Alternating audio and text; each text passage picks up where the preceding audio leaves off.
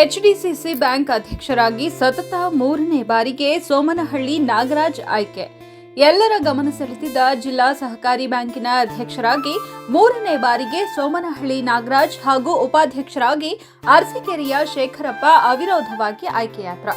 ಸೋಮನಹಳ್ಳಿ ನಾಗರಾಜ್ ಅವರು 3ನೇ ಬಾರಿ ಅಧ್ಯಕ್ಷರಾಗಿ ಹಾಗೂ ಶೇಖರಪ್ಪ ಅವರು ಉಪಾಧ್ಯಕ್ಷರಾಗಿ ಅವಿರೋಧವಾಗಿ ಆಯ್ಕೆಯಾದ ಹಿನ್ನೆಲೆಯಲ್ಲಿ ಅಭಿಮಾನಿಗಳು, ಕಾರ್ಯಕರ್ತರು, ಸ್ನೇಹಿತರು, ಹಿತೈಷಿಗಳು ಪಟಾಕಿ ಸಿಡಿಸಿ ಸಿಹಿ ಹಂಚಿ ಸಂಭ್ರಮಿಸಿದರು. ಬ್ಯಾಂಕಿನ ಸಭಾಂಗಣದಲ್ಲಿ ಶುಕ್ರವಾರ ನಡೆದ ಚುನಾವಣೆಯಲ್ಲಿ ಮಾಜಿ ಸಚಿವ ಎಚ್.ಡಿ. ರೇವಣ್ಣ ಅವರ ಸೂಚನೆಯಂತೆ ಸೋಮನಹಳ್ಳಿ ನಾಗರಾಜ್ ಅವರು ಅಧ್ಯಕ್ಷ ಸ್ಥಾನಕ್ಕೆ ಮತ್ತು ಶೇಖರಪ್ಪ ಅವರು ಉಪಾಧ್ಯಕ್ಷ ಸ್ಥಾನಕ್ಕೆ ನಾಮಪತ್ರ ಸಲ್ಲಿಸಿದರು. ಇನ್ನು ಯಾರು ಸ್ಪರ್ಧಿಸದ ಹಿನ್ನೆಲೆಯಲ್ಲಿ ಚುನಾವಣಾಧಿಕಾರಿ ಹಾಗೂ ಉಪವಿಭಾಗಾಧಿಕಾರಿ ಮಾರುತಿ ಅವರು ಇಬ್ಬರು ಅವಿರೋಧವಾಗಿ ಆಯ್ಕೆಯಾಗಿರುವುದಾಗಿ ಘೋಷಿಸಿದರು. ಒಟ್ಟು 13 ನಿರ್ದೇಶಕರನ್ನು ಒಳಗೊಂಡ ಎಚ್ಡಿಸಿಸಿ ಬ್ಯಾಂಕಿನ ಆಡಳಿತ ಮಂಡಳಿಗೆ ಇದು ಚುನಾವಣೆಯನ್ನ ನಿಗದಿ ಮಾಡಲಾಗಿತ್ತು. ಒಟ್ಟು 13 ನಿರ್ದೇಶಕರನ್ನೊಳಗೊಂಡ ಎಚ್ಡಿಸಿಸಿ ಬ್ಯಾಂಕಿನ ಆಡಳಿತ ಮಂಡಳಿಗೆ ಇಂದು ಚುನಾವಣೆಯನ್ನ ನಿಗದಿ ಮಾಡಲಾಗಿತ್ತು. ನಿನ್ನೆ ಎಚ್.ಡಿ. ರೇವಣ್ಣ ಅವರ ನೇತೃತ್ವದಲ್ಲಿ ನಡೆದ ಸಭೆಯಲ್ಲಿ ತೆಗೆದುಕೊಂಡ ತೀರ್ಮಾನದಂತೆ ಶುಕ್ರವಾರ ಇಬ್ಬರು ಅಭ್ಯರ್ಥಿಗಳು ನಾಮಪತ್ರ ಸಲ್ಲಿಸಿದ್ರು. ಬಳಿಕ ಆಯ್ಕೆಯಾದ 13 ನಿರ್ದೇಶಕರಿಗೆ ಪ್ರಮಾಣ ಪತ್ರ ನೀಡಲಾಯಿತು. ಚುನಾವಣೆ ಪ್ರಕ್ರಿಯೆ ಮುಗಿದ ನಂತರ ಶಾಸಕ ಸಿಎನ್ ಬಾಲಕೃಷ್ಣ ಮಾತನಾಡಿ, ಮಾಜಿ ಪ್ರಧಾನಿ ಎಚ್.ಡಿ. ದೇವೇಗೌಡರ ಆಶೀರ್ವಾದ ಹಾಗೂ ಕುಮಾರಸ್ವಾಮಿ, ರೇವಣ್ಣ, ಹಾಸನ ಶಾಸಕರಾದ ಎಚ್.ಪಿ. ಸ್ವರೂಪ್ ಹಾಗೂ ವಿಧಾನ ಪರಿಷತ್ ಸದಸ್ಯ ಸೂರಜ್ ರೇವಣ್ಣ ಅವರ ಸಹಕಾರದಿಂದ ಸರ್ವಾನುಮತದಿಂದ ಅಧ್ಯಕ್ಷ, ಉಪಾಧ್ಯಕ್ಷರ ಆಯ್ಕೆ ನಡೆದಿದೆ. ದೇವೇಗೌಡರು ಬ್ಯಾಂಕಿನ ಉಳಿವಿಗಾಗಿ ಶ್ರಮಿಸಿದ್ದರು. ದಿವಂಗತ ಪಟೇಲ್ ಶಿವರಾಮ್ ಅವರ ಪಾತ್ರವೂ ಪ್ರಮುಖ. ನಾನು ಅಧ್ಯಕ್ಷನಾಗಿದ್ದಾಗ 600 ಕೋಟಿ ರೂಪಾಯಿ ಠೇವಣಿ ಸಂಗ್ರಹಿಸಿ 1.30 ಲಕ್ಷ ರೈತರಿಗೆ ಸಾಲ ಸೌಲಭ್ಯ ಒದಗಿಸಲಾಗಿತ್ತು ಎಂದು ಹೇಳಿದರು. ಅದಾದಮೇಲೆ ಮನೆ ಸತೀಶ್ ಅವರು ಅಧ್ಯಕ್ಷರಾಗಿ ಅವರು 2.5 ವರ್ಷಗಳ ಕಾಲ ಒಂದು ಉತ್ತಮವಾದಂಥ ಸೇವೆಯನ್ನು ಮಾಡಿದರು. ನಾಗರಾಜ್ರವರು 2.5 ವರ್ಷ ಮತ್ತು 5 ವರ್ಷ ಪುನಃ ಅವರಿಗೆ ಒಂದು ಅವಕಾಶವನ್ನು ವಿಶೇಷವಾಗಿ ಪಕ್ಷ ಇವತ್ತು ಕಲ್ಪಿಸಿದೆ. ಅವರ ಅವಧಿನಲ್ಲೂ ಕೂಡ ಎಲ್ಲರನ್ನೂ ಕೂಡ ವಿಶ್ವಾಸಕ್ಕೆ ತಗೊಂಡು ಕಳೆದ ವರ್ಷಗಳಲ್ಲಿ ಉತ್ತಮವಾದ ಕೆಲಸನ ಅವರು ವಿಶೇಷವಾಗಿ ಬಂದಿದ್ದಾರೆ. ಮುಂದೂ ಕೂಡ ಎಲ್ಲರನ್ನೂ ವಿಶ್ವಾಸಕ್ಕೆ ತೆಗೆದುಕೊಂಡು, ಏಕೆಂದರೆ ಬ್ಯಾಂಕಿನ ಮುಂದೆ ಹಲವಾರು ಸಮಸ್ಯೆಗಳಿದೆ. ಬಹುಮುಖ್ಯವಾಗಿ ರಿಕ್ರೂಟ್ಮೆಂಟ್ ಸಮಸ್ಯೆ ಇದೆ. ಏಕೆಂದರೆ ಒಬ್ಬ ವ್ಯಕ್ತಿ, ಒಬ್ಬ ಅಧಿಕಾರಿ 3 ಜನರ ಕೆಲಸನ ಮಾಡ್ತಾ ಇದ್ದಾರೆ. ಹೊಸ ಬ್ರ್ಯಾಂಚ್ಗಳನ್ನು ತೆರೀಲಿಕ್ಕಾಗ್ತಾ ಇಲ್ಲ. ಹಾಗೆ ಇವತ್ತು ರಿಕ್ರೂಟ್ಮೆಂಟ್ ಮಾಡುವಂಥದ್ದು ಕೂಡ ಇದೆ. ಈ ಸಂದರ್ಭದಲ್ಲಿ ಒಂದು ಕರ್ನಾಟಕ ಘನ ಸರ್ಕಾರಕ್ಕೂ ಕೂಡ ನಾನು ವಿಶೇಷವಾಗಿ ಅಭಿನಂದಿಸ್ತೇನೆ.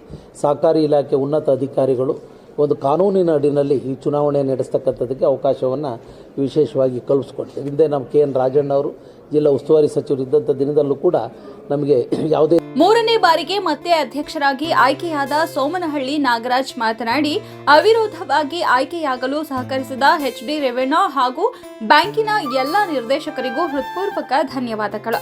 3ನೇ ಬಾರಿ ಅಧ್ಯಕ್ಷನಾಗಿರುವುದರಿಂದ ನನ್ನ ಜವಾಬ್ದಾರಿ ಹೆಚ್ಚಾಗಿದೆ.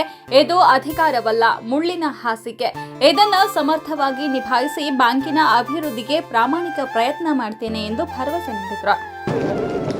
ಜಿಲ್ಲಾ ಕೇಂದ್ರ ಬ್ಯಾಂಕಿನ ಅಧ್ಯಕ್ಷರಾಗಿ ಅವಿರೋಧವಾಗಿ ಆಯ್ಕೆ ಮಾಡಿದಂಥ ನಮ್ಮ ನಾಯಕರು, ಜಿಲ್ಲಾ ಅಭಿವೃದ್ಧಿ ಅಧಿಕಾರ ಅಂತ ರೇವಣ್ಣ ಸಾಹೇಬರಿಗೆ ಈ ಸಂದರ್ಭದಲ್ಲಿ ಅಭಿನಂದನೆ ಹೇಳ್ತೀನಿ. ಜೊತೆಗೆ ನಮ್ಮ ಮತ್ತೋರ್ವ ನಾಯಕರಾದಂಥ ಜನಪ್ರಿಯ ಶಾಸಕರಾದಂಥ ಚನ್ನಪಟ್ಟಣದ ಜನಪ್ರಿಯ ಶಾಸಕರಾದಂಥ ಬಾಲಣ್ಣವ್ರಿಗೂ ಸಹ ಈ ಸಂದರ್ಭದಲ್ಲಿ ಅಭಿನಂದನೆ ಹೇಳ್ತೀನಿ. ನಮ್ಮ ಜಿಲ್ಲೆಯ MLC ಸಾಹೇಬರಾದಂಥ ನಮ್ಮ ಸೂರಜ್ ರೇವಣ್ಣ ಸಾಹೇಬ್ರಿಗೂ ಈ ಸಂದರ್ಭದಲ್ಲಿ ಅಭಿನಂದನೆ ಹೇಳ್ತೀನಿ. ಜೊತೆಗೆ ನಮ್ಮ ಹಾಸನ ವಿಧಾನಸಭಾ ಕ್ಷೇತ್ರದ ಜನಪ್ರಿಯ ಶಾಸಕರಾದಂಥ ಸ್ವರೂಪಣ್ಣವ್ರಿಗೂ ಸಹ ಅಭಿನಂದನೆ ಹೇಳ್ತೀನಿ. ನಮ್ಮ ಆಡಳಿತ ಮಂಡಳಿಯ ಎಲ್ಲ ಸದಸ್ಯರು ಸಹ ನಾವು ಇವತ್ತು ಅವಿರೋಧವಾಗಲಿಕ್ಕೆ ಎಲ್ಲರೂ ಸಹ ಸಂಪೂರ್ಣವಾಗಿ ಸಹಕಾರವನ್ನು ಕೊಟ್ಟಿದ್ದಾರೆ. ಅವರೆಲ್ಲರಿಗೂ ಸಹ ನಾನು ಈ ಸಂದರ್ಭದಲ್ಲಿ ಅಭಿನಂದನೆ ಹೇಳೋದ್ರ ಮೂಲಕ, ಜೊತೆಗೆ ಇವತ್ತು ಜಿಲ್ಲೆಯಲ್ಲಿ ಎಲ್ಲ ಪ್ರತ್ಯಕ್ಷವಾಗಿ ಹಾಗೂ ಪರೋಕ್ಷವಾಗಿ ಈ ಜಿಲ್ಲೆಯ ಎಲ್ಲ ನಮ್ಮ ಸಹಕಾರಿ ಬಂಧುಗಳು ಸಹಕಾರ ಮಾಡಿದ್ದಾರೆ. ಇವತ್ತೇನು ನಾವು ಜಿಲ್ಲೆಯಲ್ಲಿ 13 ಸ್ಥಾನ ಗೆಲ್ಲಕ್ಕೆ ಇವತ್ತು ನಮ್ಮ ಜಿಲ್ಲೆ ಎಲ್ಲ ಸಹಕಾರಿ ಬಂಧು. ವಿಧಾನ ಪರಿಷತ್ ಸದಸ್ಯ ಸೂರಜ್ ರೇವಣ್ಣ ಮಾತನಾಡಿ, ಅವಿರೋಧವಾಗಿ ಆಯ್ಕೆಯಾದ ಅಧ್ಯಕ್ಷರು ಹಾಗೂ ಉಪಾಧ್ಯಕ್ಷರು ಉತ್ತಮವಾಗಿ ಕೆಲಸ ಮಾಡಿ ಬ್ಯಾಂಕಿನ ಅಭಿವೃದ್ಧಿಗೆ ಶ್ರಮಿಸಲಿ, ರೈತರಿಗೆ ನೆರವಾಗುವ ಮೂಲಕ ಜನರ ವಿಶ್ವಾಸ ಉಳಿಸಿಕೊಳ್ಳಲಿ ಎಂದು ಹೇಳಿದರು. ಹಾಸನ ಜಿಲ್ಲೆಯ ಕೇಂದ್ರ ಬ್ಯಾಂಕ್ನ ಇವತ್ತೇನು ಅಧ್ಯಕ್ಷ ಚುನಾವಣೆ ಇತ್ತು, ಅದಕ್ಕೆ ಸರ್ವತೋನ್ಮುಖವಾಗಿ ಎಲ್ಲ ನಮ್ಮ ಸಹಕಾರಿ ಬಂಧುಗಳು ಹಾಗೂ ನಮ್ಮ ನಿರ್ದೇಶಕರು ಅವಿರೋಧವಾಗಿ ಇವತ್ತು ಸೋಮನಹಳ್ಳಿ ನಾಗರಾಜ್ ಅವ್ರನ್ನ ಇವತ್ತು ಅಧ್ಯಕ್ಷನಾಗಿ ಆಯ್ಕೆ ಮಾಡಿದ್ದೀವಿ. ಹಾಗೂ ಶೇಖರಪ್ಪ ಅವ್ರನ್ನ ಅರಸೀಕೆರೆ ಭಾಗದ ಕಣ್ಕಟ್ಟೆ ಹೋಬಳಿ ಭಾಗದ ಒಬ್ಬ ಯುವ ಮುಖಂಡರನ್ನ ಅನುಭವಿ ಮುಖಂಡರನ್ನ ಇವತ್ತು ಉಪಾಧ್ಯಕ್ಷನಾಗಿ ಇವತ್ತು ನಾವೆಲ್ಲ ಅವಿರೋಧವಾಗಿ ಆಯ್ಕೆ ಮಾಡಿದ್ದೀವಿ. ಮುಂದಿನ ದಿನಗಳಲ್ಲಿ ಹಿಂದಿಂದನೂ ಹೇಗೆ ನಾಗರಾಜನವರು ಕೆಲಸ ಮಾಡ್ಕೊಂಡ್ಬಂದಿದ್ದಾರೆ, ಅವರ ಒಂದು ಕಾರ್ಯವೈಖರಿ ಉತ್ತಮವಾಗಿ ಇವತ್ತು ಈ ಬ್ಯಾಂಕ್ನಲ್ಲಿ ಎಲ್ಲ ಮೆಚ್ಚುವಂಥ ಒಂದು ಮತ್ತು ನಮ್ಮ ಎಲ್ಲ ಸಿಬ್ಬಂದಿಗಳು ಒಪ್ಪುವಂಥ ಒಂದು ಕೆಲಸ ಅವರು ಮಾಡ್ಕೊಂಡ್ಬಂದಿದ್ದಾರೆ. ನಮ್ಮ ನಿರ್ದೇಶಕರಿಗೂ ಕೂಡ ಒಂದು ಸಮತೋಲನ ತಗೊಂಡು ಹೋಗ್ತಿದ್ದಾರೆ.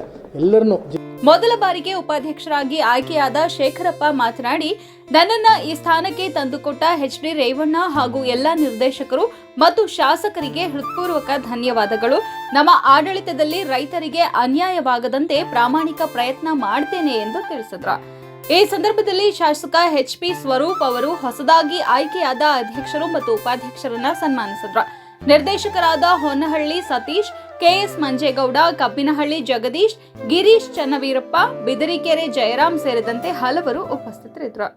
ಆಯ್ಕೆಯಾಗಿ ಬಂದಿರುವಂಥ ಉಪಾಧ್ಯಕ್ಷರಿಗೆ ಆಯ್ಕೆಯಾಗಿರುವಂಥ ಶೇಖರಪ್ಪನವ್ರಿಗೆ, ಅದೇ ರೀತಿ ಎಲ್ಲ ಸಹಕಾರ ಕೊಟ್ಟಂಥ ಹಿರಿಯರು, ಮಾರ್ಗದರ್ಶಕ ಶಾಸಕಂತ ಬಾಲಣ್ಣವರು, MLC ಅಂತ ಸೂರಜ್ ರೇವಣ್ಣ ಸಾಹೇಬರು, ಅದೇ ರೀತಿ ಎಲ್ಲ ನಿರ್ದೇಶಕರುಗಳು ಕೂಡ ಈ ಒಂದು ಸಂದರ್ಭದಲ್ಲಿ ಎಲ್ಲರಿಗೂ ಶುಭಾಶಯನ ಕೋರ್ತಾ ಬ್ಯಾಂಕಿನ ಅಭಿವೃದ್ಧಿಗೆ ನಮ್ಮೆಲ್ಲ ನೆಚ್ಚಿನ ನಾಯಕರಂಥ ರೇವಣ್ಣ ಸಾಹೇಬರು ಇವತ್ತು ಏನು ನಮ್ಮ ರೈತರಿಗೆ ಒಂದು ಅನುಕೂಲ ಆಗೋಂಥ ನಿಟ್ಟಿನಲ್ಲಿ ಎಲ್ಲ ಬೆಳೆ ಸಾಲ ಇರ್ಬೋದು ಮತ್ತು MTL ಲೋನ್ ಕೊಡೋ ಮುಖಾಂತರ ರೈತರಿಗೆ ಒಂದು ಕಣ್ಮಣಿಯಾಗುವಂಥ ನಮ್ಮ ರೇವಣ್ಣ ಸಾಹೇಬರು ಇವತ್ತು ಅವ್ರ ಮಾರ್ಗದರ್ಶನದಲ್ಲಿ ಅವರು ಸಹಕಾರದಿಂದ ಇವತ್ತು ಬ್ಯಾಂಕು ದೊಡ್ಡ ಮಟ್ಟಿಗೆ ಬಂದಿದೆ.